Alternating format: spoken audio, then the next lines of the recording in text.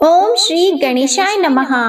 आप सभी का दिन शुभ हो और भगवान श्री गणेश जी की कृपा आप पर सदा बनी रहे। आज आप सुनेंगे पौष मास महात्म्य का अध्याय 15। श्री नारायण कहते हैं, हे नारद, इस प्रकार एक दंत गणेश्वर का उपाख्यान मैंने तुमसे कह दिया। अब और क्या सुनना चाहते हो वह भी बताओ। तब नारद जी ने निवेदन किया कि प्रभु, यह तो आपने अत्यंत अनुपम कथा कही है। श्री गणेश्वर के ऐसे ऐसे गोपनीय चरित्रों के कथन में आप ही समर्थ हैं। हे नाथ, अभी अनेक चरित्र श्रवण से मेरा मन भरा नहीं है, अतः आप और भी कोई चरित्र उनसे संबंधित हो तो कहने की कृपा करें। भगवान नारायण बोले, धन्य हो नारद, जो तुम्हारा मन गणपति की पवित्र कथाओं में लगा है। तुम्हारा आग्रह है तो मैं भी उनकी पावन कथा अवश्य ही कहूँगा। देवर्षि, मैं तुम्हें गणेश जी का एक अन्य उपाख्यान सुनाता हूँ, जो कि ब्रह्म कल्प में घटित हुआ था। एक बार गणेश्वर श्री गंगा जी के पावन तट पर तपस्या कर रहे थे। उनके अर्ध उन्मिलित नेत्र थे तथा मन भगवान श्री हरि में लगा हुआ था। वे सदैव उन्हीं के चरण कमलों का ध्यान किया करते थे। उस समय वे एक रत्न जटित सिंहासन पर विराजमान थे। समस्त अंगों पर चंदन लगा हुआ था। गले में पारिजात पुष्पों के साथ स्वर्ण मणि रत्नों के अनेक हार पड़े थे। कमर में अत्यंत कोमल रेशम का पीतांबर लिपटा हुआ था। भुजाओं में स्वर्ण भरण, मस्तक पर दैदीप्यमान मुकुट और कानों में कुंडल सुशोभित थे। उनका मुखमंडल करोड़ों सूर्यों की आभा को भी लज्जाता हुआ दमक रहा था। उनकी सुंदर सूंड एवं विद्युतोपम श्वेत दंत भी अद्भुत शोभा के कारण थे। इस प्रकार अद्भुत एवं दिव्य सौंदर्य अवतार गणेश जी कुछ कुछ योग झपकी लेते हुए और कुछ जागते हुए से अत्यंत शोभायमान लग रहे थे। इसी अवसर पर धर्मात्मज की नव यौवना कन्या तुलसी देवी श्री भगवान श्री हरि का स्मरण करती हुई विभिन्न तीर्थों में भ्रमण करने को निकली थी। वह विभिन्न स्थानों पर होती हुई उसी गंगा तट पर जा पहुंची, जहां पार्वती नंदन एक दंत भगवान श्री कृष्ण के चरणाविंदों में ध्यान में बैठे थे। तुलसी ने उमा सुवन को देखा तो कुछ विमोहित सी हो गई। उसने सोचा, कितना अद्भुत और अलौकिक रूप है गिरिजा नंदन का। इनसे वार्तालाप करके विचार जानने चाहिए। संभव है इनके द्वारा की जाने वाली उपासना कुछ इस प्रकार की हो जो मेरा प्रयोजन है। ऐसा विचार कर तुलसी ने उनके समीप जाकर कहा, हे गजानन, हे शूर्पकर्ण, हे एकदंत, हे घटोदर, मुझे यह तो बताओ कि संसार भर के समस्त आश्चर्य एकमात्र तुम्हारे ही विग्रह में किस प्रकार एकत्र हो गए हैं। क्या इसके लिए तुमने कोई तपस्या की है? यदि की है तो वह किस देवता की थी? गणेश्वर तुलसी को देखकर कुछ अचकचाए और सोचा, यह कौन है? मेरे पास आने का क्या प्रयोजन है इसका? जब कोई समाधान न हुआ तो वे बोले, वत्से, मैंने तुम्हें अब से पहले कभी नहीं देखा, इसलिए तुम कौन हो? यहाँ किस प्रयोजन से आई हो? मेरी तपश्चर्या में विघ्न डालने का क्या कारण है? तुलसी बोली, गणेश्वर, मैं धर्मपुत्र की कन्या तुलसी हूँ। तुम्हें यहाँ तपस्या करते देखकर उपस्थित हो गई। यह सुनकर पार्वती नंदन ने कहा, माता, तपस्या में विघ्न कभी भी उपस्थित नहीं करना चाहिए। इसमें सर्वथा अकल्याण ही होता है। मंगलमय भगवान तुम्हारा मंगल करें। अब तुम यहाँ से चली जाओ। यह सुनकर तुलसी ने अपनी व्यथा कही, पार्वती तनय, मेरी बात सुनो। मैं मन अनुकूल वर की खोज में ही इस समय तीर्थाटन कर रही हूँ। अनेक वर देखे किंतु आप पसंद आए हो मुझे, अतएव आप मुझे भार्या रूप में स्वीकार कर मेरे साथ विवाह कर लीजिए। तब गणेश्वर बोले, माता, विवाह कर लेना जितना सरल है उतना ही कठिन उसके दायित्व का निर्वाह करना है। इसलिए विवाह तो दुख का ही कारण होता है, उसमें सुख की प्राप्ति कभी नहीं होती। विवाह में काम वासना की प्रधानता रहती है, जो कि तत्व ज्ञान का उच्छेद करने वाली तथा समस्त संशयों को उत्पन्न करने वाली है। और मैंने तुम्हें माता कहा है, अतएव हे माता, तुम मेरी ओर से अपना मन हटा लो। यदि ठीक प्रकार से खोज करोगी तो मुझसे अच्छे अनेक वर तुम्हें मिल जाएंगे। तुलसी बोली, एक दंत, मैं तो तुमको ही अपने मनोनुकूल देखती हूँ, इसलिए मेरी याचना को ठुकरा कर निराश करने का प्रयत्न न करो। मेरी प्रार्थना स्वीकार कर लो प्रभु।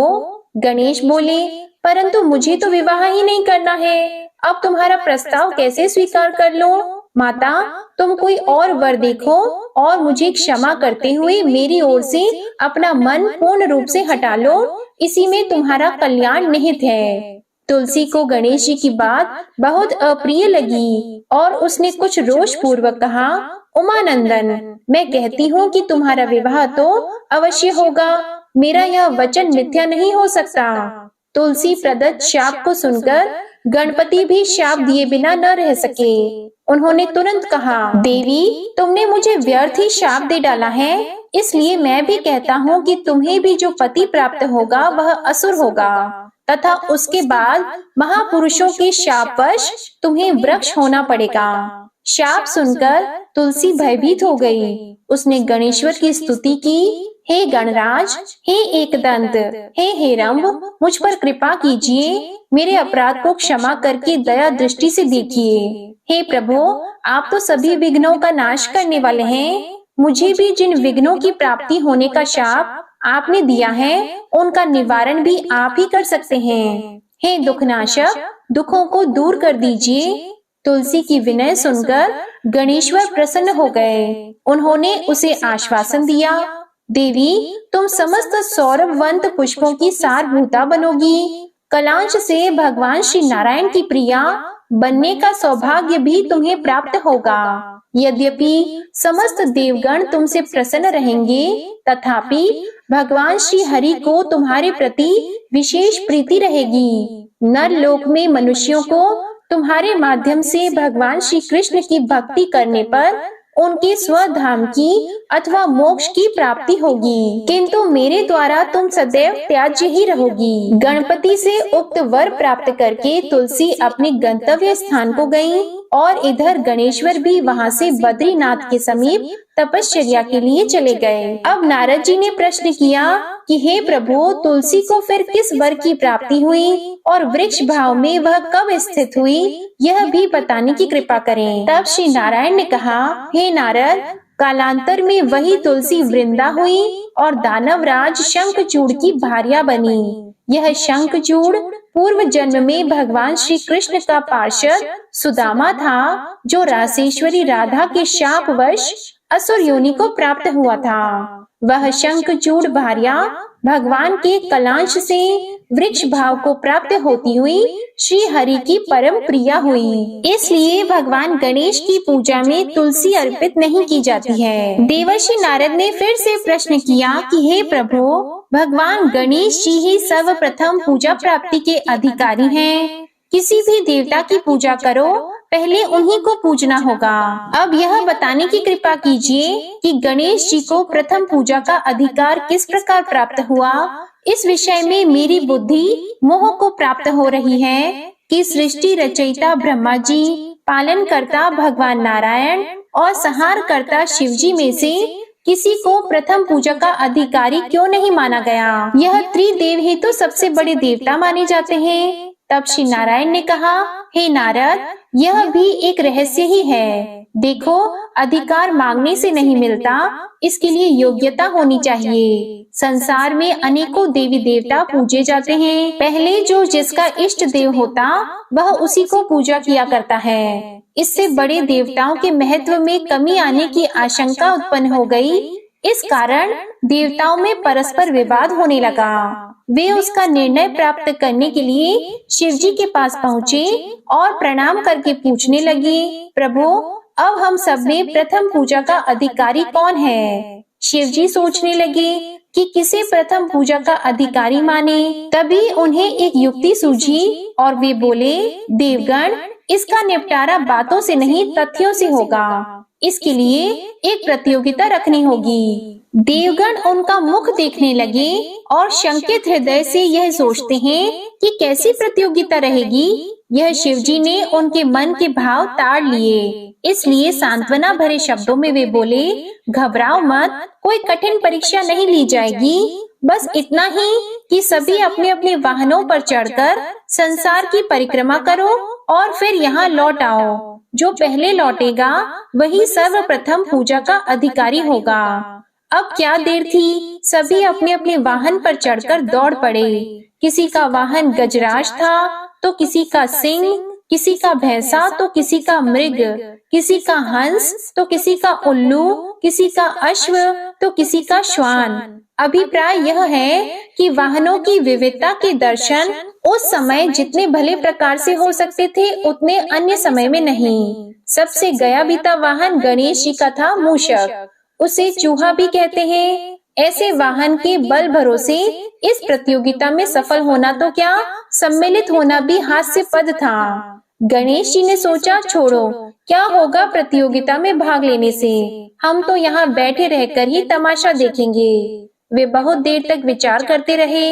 अंत में उन्हें एक युक्ति सूझी। शिवजी स्वयं ही जगत आत्मा है, यह संसार उन्हीं का प्रतिबिंब है, तब क्यों न इन्हीं की परिक्रमा कर दी जाए। इनकी परिक्रमा करने से ही संसार की परिक्रमा हो जाएगी। ऐसा निश्चय कर उन्होंने मूषक पर चढ़कर शिवजी की परिक्रमा की और उनके समक्ष जा पहुँचे। शिवजी ने कहा, तुमने परिक्रमा पूर्ण कर ली? उन्होंने उत्तर दिया, जी। शिवजी सोचने लगे कि इसे तो यही घूमते हुए देखा, फिर परिक्रमा कैसे कराया।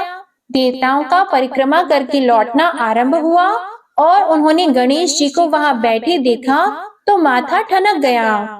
फिर भी साहस करके वे बोले, अरे तुम विश्व की परिक्रमा के लिए नहीं गए? गणेश जी ने कहा, अरे मैं कब का यहाँ आ गया। देवता बोले, तुम्हें तो कहीं भी नहीं देखा। तब गणेश जी ने उत्तर दिया, देखते कहाँ से, समस्त संसार शिवजी में विद्यमान है। इनकी परिक्रमा करने से ही संसार की परिक्रमा पूर्ण हो गई। तब श्री नारायण कहते हैं, नारद, इस प्रकार गणेश जी ने अपनी बुद्धि के बल पर ही विजय प्राप्त कर ली। उनका कथन सत्य था, इसलिए कोई विरोध करता भी तो कैसे।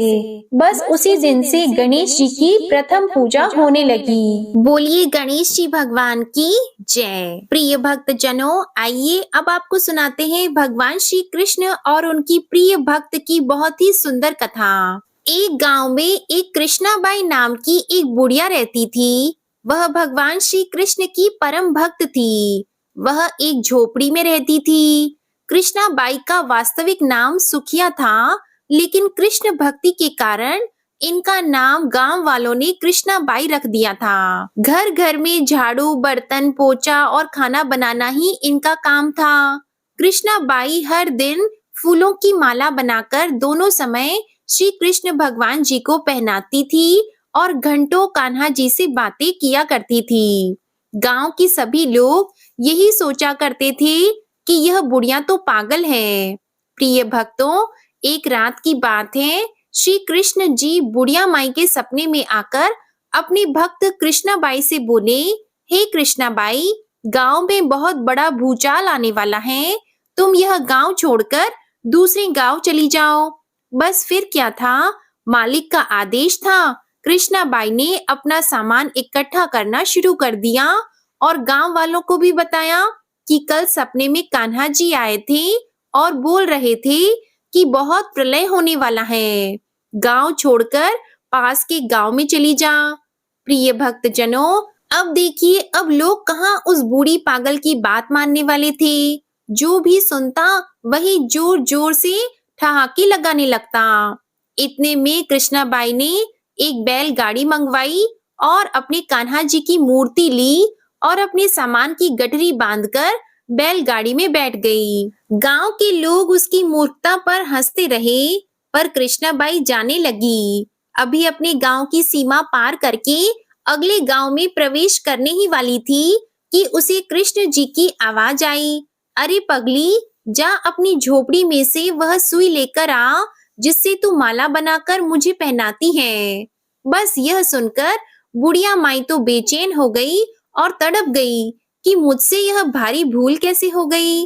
अब मैं कान्हा की माला कैसे बनाऊंगी।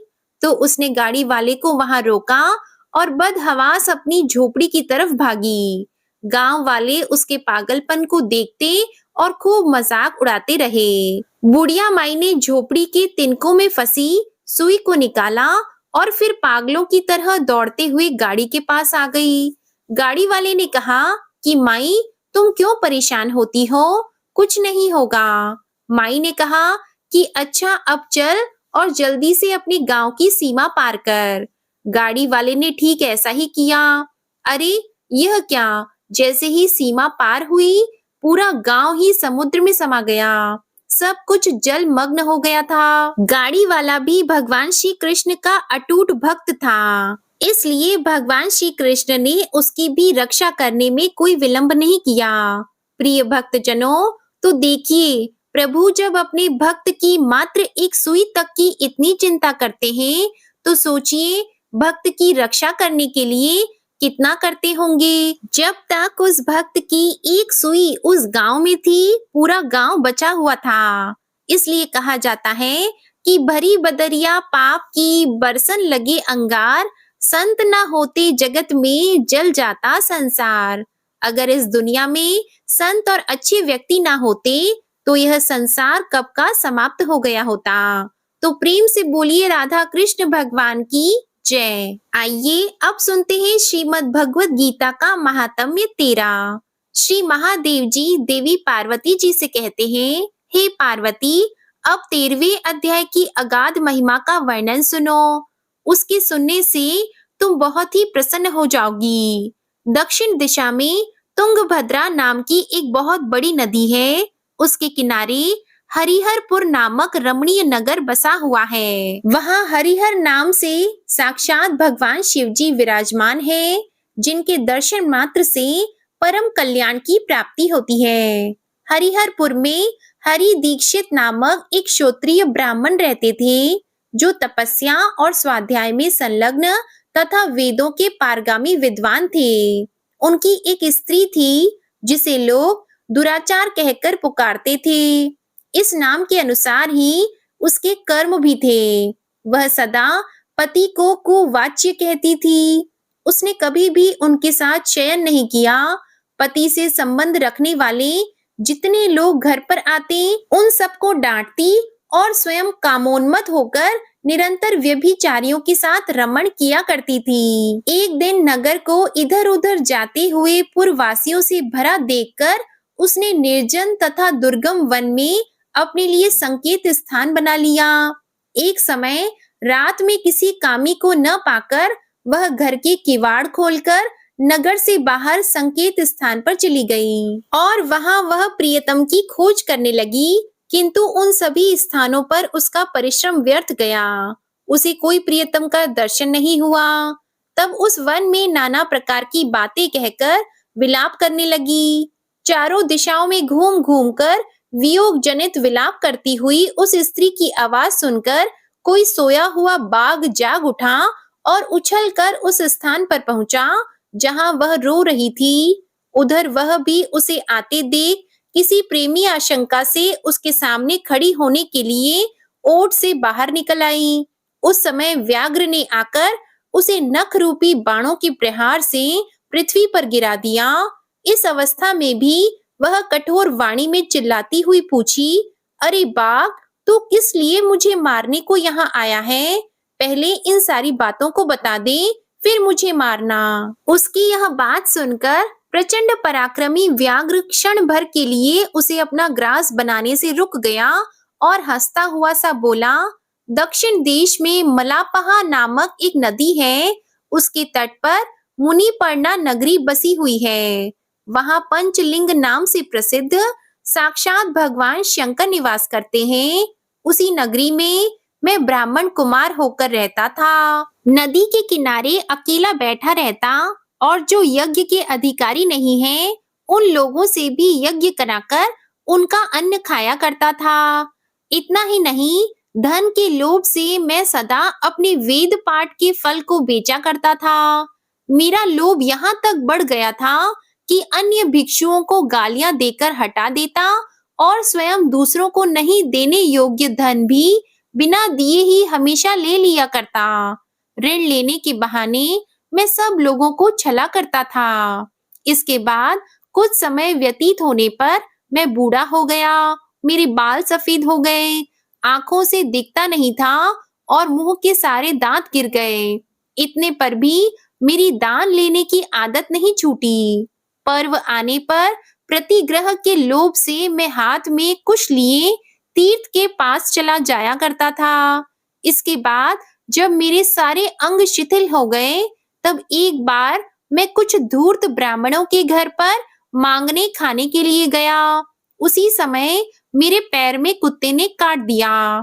तब मैं मूर्छित होकर क्षण भर में पृथ्वी पर गिर पड़ा और मेरे प्राण निकल गए। उसके बाद मैं इसी व्याघ्र योनि में उत्पन्न हुआ।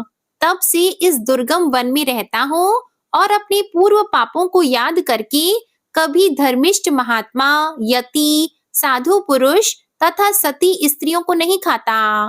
पापी, दुराचारी तथा कुलटा स्त्रियों को ही मैं अपना भक्ष्य बनाता हूँ। अतः कुलटा होने के कारण तू अवश्य ही मेरा ग्रास बनेगी। ऐसा कहकर वह अपने कठोर नखों से उसके शरीर के टुकड़े टुकड़े करके खा गया। इसके बाद यमराज के दूत उस पापिनी को संयमनीपुरी में ले गए और यहाँ यमराज की आज्ञा से उन्होंने अनेकों बार उसे विष्ठा और रक्त से भरे हुए भयानक कुंडों में गिराया। करोड़ों कल्पों तक उसमें रखने के बाद उसे वहां से ले जाकर 100 मनवंतरों तक रौरव नरक में रखा। फिर चारों ओर मुंह करके दीन भाव से रोती हुई उस पापिनी को वहां से खींचकर दहनानन नामक नरक में गिराया। उस समय उसके केश खुले हुए थे और शरीर भयानक दिखाई देता था। इस प्रकार घोर नरक यातना भोग चुकने पर वह महापापिनी इस लोक में आकर चांडाल योनि में उत्पन्न हुई।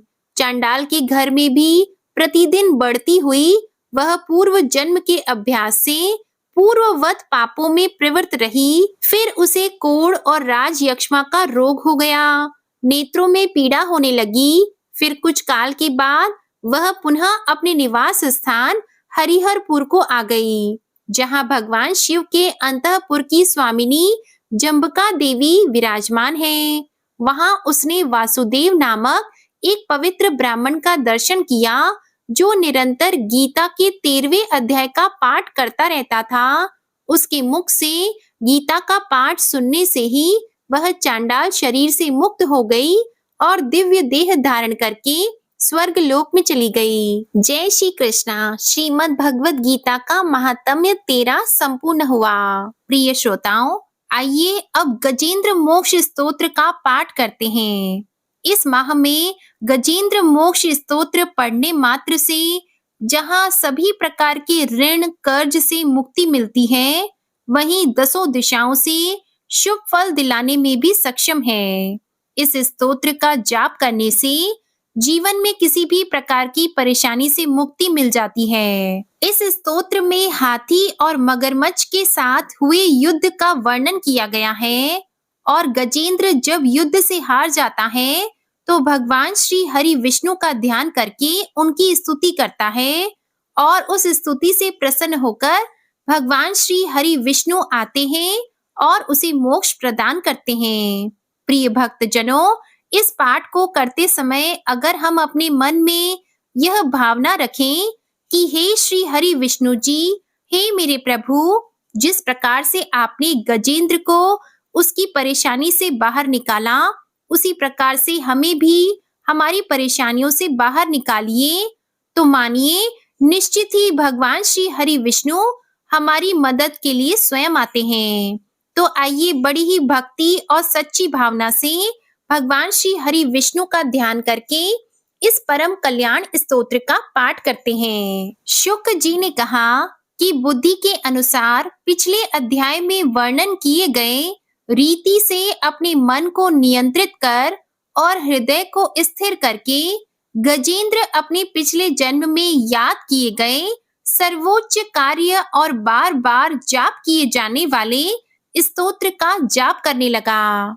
गजेंद्र ने मन ही मन श्री हरि विष्णु को ध्यान करते हुए कहा कि जिनके प्रवेश करने से शरीर और मस्तिष्क चेतन की तरह व्यवहार करने लगते हैं, ओम द्वारा लक्षित और पूरे शरीर में प्रकृति और पुरुष के रूप में प्रवेश करने वाले उस सर्वशक्तिमान देवता का मैं मन ही मन स्मरण करता हूँ, जिनके सहारे ये पूरा संसार टिका हुआ है, जिनसे ये संसार अवतरित हुआ है, जिन्होंने प्रकृति की रचना की है और जो खुद उसके रूप में प्रकट हैं, लेकिन इसके बावजूद भी वो इस दुनिया से सर्वोपरि और श्रेष्ठ हैं।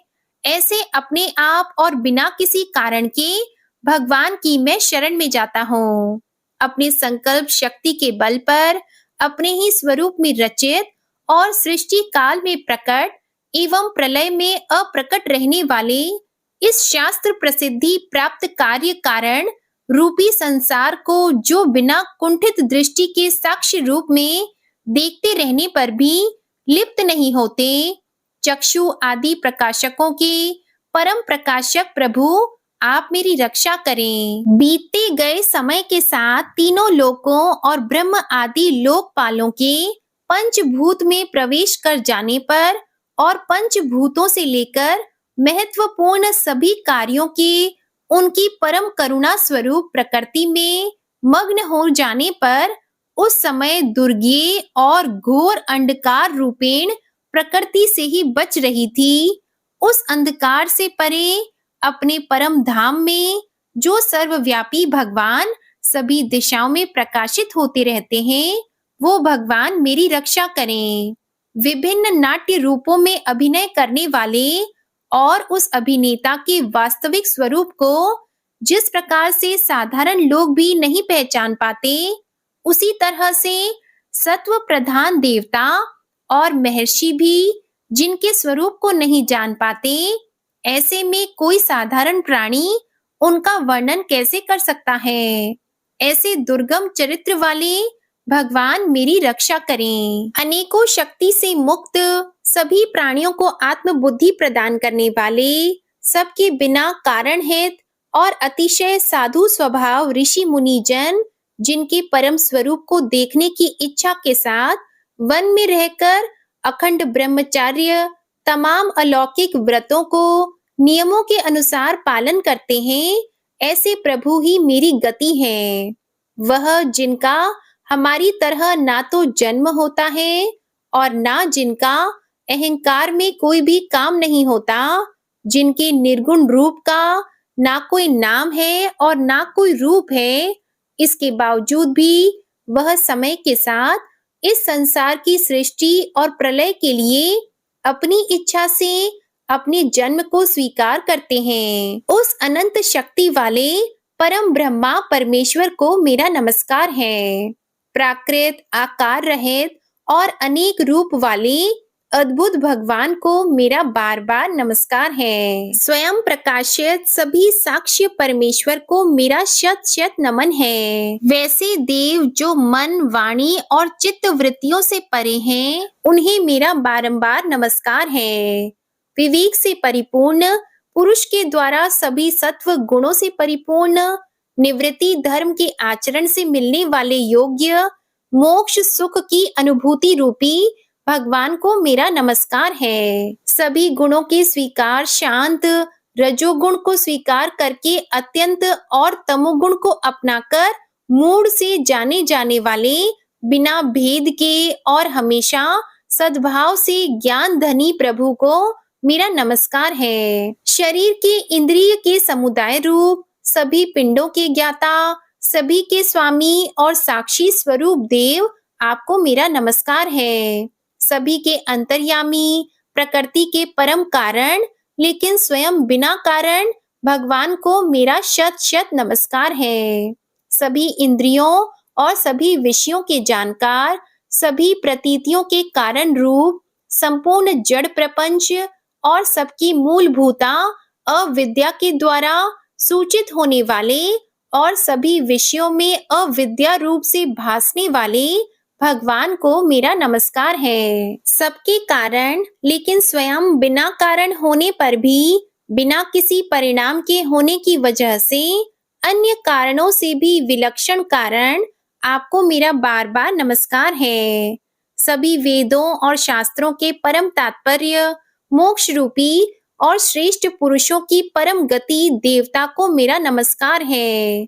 वह जो त्रिगुण रूपों में छिपी हुई ज्ञान रूपी अग्नि है, वैसे गुणों में हलचल होने पर जिनके मन मस्तिष्क में संसार को रचने की वृत्ति उत्पन्न हो उठती हो और जो आत्मा तत्व की भावना के द्वारा विधि निषेध रूप शास्त्र से भी ऊपर उठे हो, जो महाज्ञानी महात्माओं में स्वयं प्रकाशित हो रहे हो, ऐसे भगवान को मेरा नमस्कार है। मेरे जैसे शरणागत पशु के समान जीवों की अविद्या रूप फांसी को पूर्ण रूप से काट देने वाले परम दयालु और दया दिखने में कभी भी आलस नहीं करने वाले भगवान को मेरा नमस्कार है। अपने अंश से सभी जीवों के मन में अंतर्यामी रूप से प्रकट होने वाले सर्वनियंता अनंत परमात्मा आपको मेरा नमस्कार है। जो शरीर, पुत्र, मित्र, घर और संपत्ति सहित कुटुंबियों में अशक्त लोगों के द्वारा कठिनाई से मिलते हों और मुक्त पुरुषों के द्वारा अपने हृदय में निरंतर चिंतित ज्ञान स्वरूप सर्वसमर्थ परमेश्वर को मेरा नमस्कार है। वह जिन्हें धर्म, अभिलषित भोग, धन और मोक्ष की कामना से मनन करके लोग अपनी मनचाही इच्छा पूर्ण कर लेते हैं, अपितु जिन्हें विभिन्न प्रकार के अयाचित भोग और अविनाशी पार्षद शरीर भी देते हैं, वैसे अत्यंत दयालु प्रभु मुझे इस प्रकार के विपदा से हमेशा के लिए बाहर निकाले। वह जिनके एक से अधिक भक्त हैं, जो मुख्य रूप से एकमात्र उसी भगवान की शरण में हैं, जो धर्म, अर्थ आदि किसी भी पदार्थ की अभिलाषा नहीं रखते हैं, जो केवल उन्हीं के परम मंगलमय एवं अत्यंत विलक्षण चरित्र का गुणगान करते हुए उनके आनंदमय समुद्र में गोती लगाते रहते हैं, उन अविनाशी, सर्वव्यापी, सर्वमान्य ब्रह्म आदि के भी नियामक अभक्तों के लिए भी हमेशा प्रकट होने वाले, भक्ति योग द्वारा प्राप्त अत्यंत निकट होने पर भी माया के कारण अत्यंत दूर महसूस होने वाले, इंद्रियों के द्वारा अगम्य और अत्यंत दुर्विज्ञेय, अंतर रहित लेकिन सभी के आदि कारक और सभी तरफ से परिपूर्ण उस भगवान की मैं स्तुति करता हूँ। वो जो ब्रह्मा सहित सभी देवता, चारों वेद, समस्त चर और अचर जीव के नाम और आकृति भेद से जिनके अत्यंत क्षुद्र अंशों से रचित हैं, जिस तरह से जलती हुई अग्नि की लपटें और सूरज की किरणें हर बार निकलती हैं और फिर से अपने कारण में लीन हो जाती है, उसी प्रकार बुद्धि, मस्तिष्क, इंद्रियां और नाना योनियों के शरीर, जिन सभी गुणों से प्राप्त शरीर जो स्वयं प्रकाश परमात्मा से अवतरित होकर फिर से उन्हीं में लीन हो जाता है। वह भगवान जो ना तो देवता है, ना असुर, ना मनुष्य और ना ही मनुष्य से नीचे किसी अन्य योनि के प्राणी, ना ही वो स्त्री है, ना पुरुष और ना ही नपुंसक और ना ही वो कोई ऐसे जीव हैं जिनका इन तीनों ही श्रेणी में समावेश है। वो ना तो गुण है, ना कर्म है, वो ना ही कार्य है और ना ही कारण। इन सभी योनियों का निषेध होने पर जो बचता है वही उनका असली रूप है। ऐसे प्रभु मेरा उत्थान करने के लिए प्रकट हो। अब मैं इस मगरमच्छ के चंगुल से आजाद होने के बाद जीवित नहीं रहना चाहता। इसकी वजह यह है कि मैं सभी तरफ से अज्ञानता से ढके इस हाथी के शरीर का क्या करूं? मैं आत्मा के प्रकाश से ढक देने वाले अज्ञानता से युक्त इस हाथी के शरीर से मुक्त होना चाहता हूँ, जिसका काल क्रम से अपने नाश नहीं होता बल्कि ईश्वर की दया और ज्ञान से उदय हो पाता है। इस प्रकार से मोक्ष के लिए लालायित संसार के रचयिता स्वयं संसार के रूप में प्रकट लेकिन संसार से परे, संसार में एक खिलौने की तरह खेलने वाले, संसार में आत्म रूप से व्याप्त, अजन्मा, सर्वव्यापी एवं प्राप्य वस्तुओं में सर्वश्रेष्ठ श्री हरि का केवल स्मरण करता हूँ और उनकी शरण में जाता हूँ। वह जिन्होंने भगवत शक्ति रूपी योग के द्वारा कर्मों को जला डाला है, जिन्हें समस्त योगी ऋषि अपने योग के द्वारा अपनी शुद्ध हृदय में प्रकट देखते हैं, उन योगेश्वर भगवान को मेरा नमस्कार है। वह जिनके तिगुणे शक्तियों का राग, रूप, वेग और असहाय है, जो सभी इंद्रियों के विषय रूप में मौजूद हैं, वह जिनकी इंद्रियां समस्त विषयों में ही बसी रहती हैं, ऐसे लोग जिनको मार्ग मिलना भी असंभव नहीं है, वैसे शरणागत एवं अपार शक्तिशाली वाले भगवान आपको मेरा नमस्कार है। वह जिनकी अविद्या नाम के शक्ति के कार्य रूप से ढके हुए हैं, वह जिनकी रूप को जीव समझ नहीं पाते, ऐसे अपार महिमा वाले भगवान की मैं शरण लेता हूँ। श्री शुकदेव जी कहते हैं कि वह जिसने पूर्व प्रकार से भगवान के भेद रहित सभी निराकार रूप का वर्णन किया था, उस गजराज के करीब जब ब्रह्मा जी साथ में अन्य कोई देवता नहीं आए, जो अपने विभिन्न प्रकार की विशेष विग्रह को ही अपना रूप मानते हैं, ऐसे में साक्षात विष्णु जी, जो सभी के आत्मा होने के कारण सभी देवताओं के रूप हैं, तब वहां प्रकट हुए। गजराज को इस प्रकार से दुखी देखकर और उसके पढ़े गए स्तुति को सुनकर चक्रधारी प्रभु इच्छा अनुसार वेग वाले गरुड़ की पीठ पर सवार होकर सभी देवों के साथ उस स्थान पर पहुंचे जहां वह गज था। सरोवर के अंदर महाबलशाली मगरमच्छ द्वारा जकड़े और दुखी उस हाथी ने आसमान में गरुड़ की पीठ पर बैठे और हाथों में चक्र लिए भगवान विष्णु को आते हुए जब देखा, तो वह अपनी सूंड में पहले से ही उनकी पूजा के लिए रखे कमल के फूल को श्री हरि पर बरसाते हुए कहने लगा, सर्व पूज्य भगवान श्री हरि, आपको मेरा प्रणाम। सर्व पूज्य भगवान श्री हरि, आपको मेरा नमस्कार।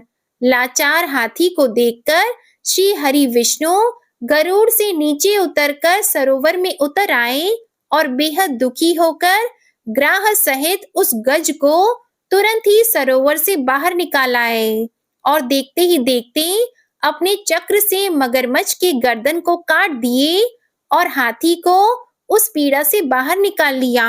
प्रिय भक्तजनों, इस प्रकार गजेंद्र मोक्ष स्तोत्र संपूर्ण हुआ। प्रेम से बोलिए भगवान श्री हरि विष्णु जी की जय।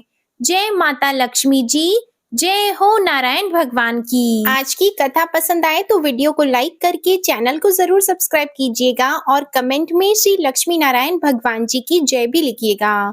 इसी के साथ आज आप हमारे चैनल पर सोमवती अमावस्या की व्रत कथा भी जरूर सुनिएगा। प्रेम से बोलिए भगवान श्री लक्ष्मी नारायण जी की जय।